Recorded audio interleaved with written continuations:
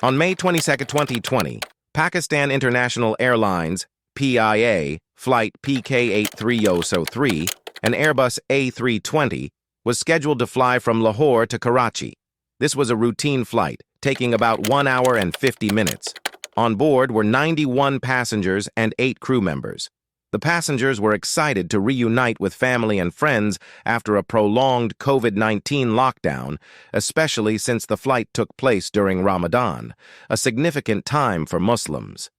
The aircraft, 16 years old, had recently passed all safety checks, with its last major inspection on March 21, 2020.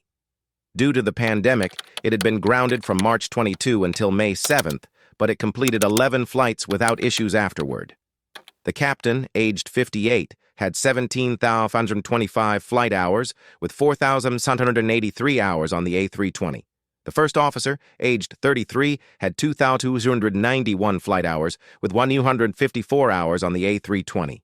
Both pilots were current on their training but may have been somewhat out of practice due to the lockdown. The flight took off at 0805 UTC, 1:05 p.m. local time, and climbed to cruising altitude without incident. At 0915 UTC, the first officer requested descent without completing a proper briefing. Air traffic control cleared the flight to descend to 3,000 feet. However, the aircraft descended too quickly, reaching a high speed. Despite multiple calls from air traffic control, the crew did not respond promptly. When they finally did, they were cleared for an ILS approach to runway 25L. The aircraft remained too high and fast for a stable approach, even with speed brakes and landing gear deployed to increase drag. At 0932 UTC, 6.5 nautical miles from the runway, the aircraft intercepted the glide slope but was still too high.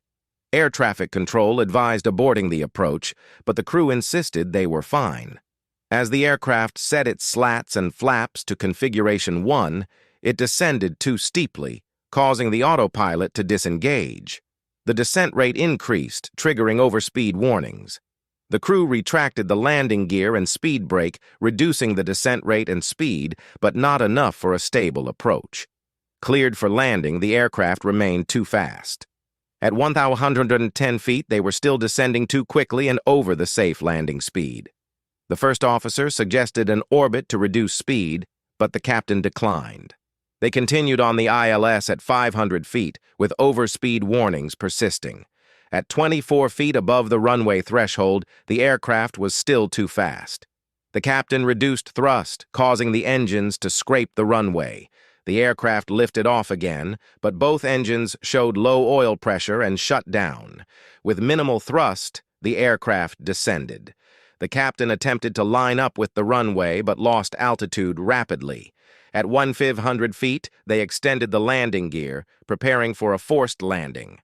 At 0940 UTC, the aircraft crashed into a street, killing 97 of the 99 people on board and 1 person on the ground. Investigations found no faults with the landing gear system. The crew had failed to follow standard procedures and ignored several warnings. Both pilots were fasting, which may have impaired their performance.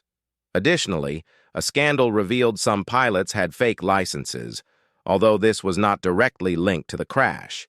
Safety recommendations included stricter adherence to procedures and regulations regarding fasting for both Pakistan International Airlines and the Pakistan Civil Aviation Authority.